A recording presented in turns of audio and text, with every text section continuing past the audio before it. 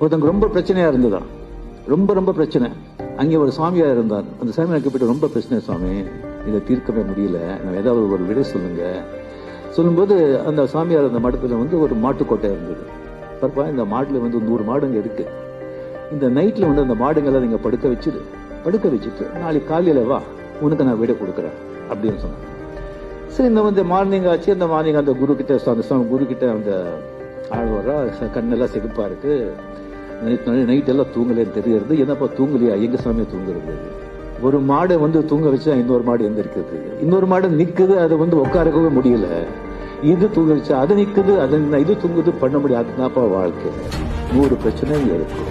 சில பிரச்சனையை தீர்த்து வைக்காத ஆண்டவன் கிட்ட காலத்துக்கிட்ட விட்டுடு. சிலது தீர்க்க முடியாது மாடுங்க. சில மாடுங்க உட்காரவே முடியாது, படுக்க வைக்கவே முடியாது. சில பிரச்சனை தீர்க்கவே முடியாது, விட்டுருங்க அது.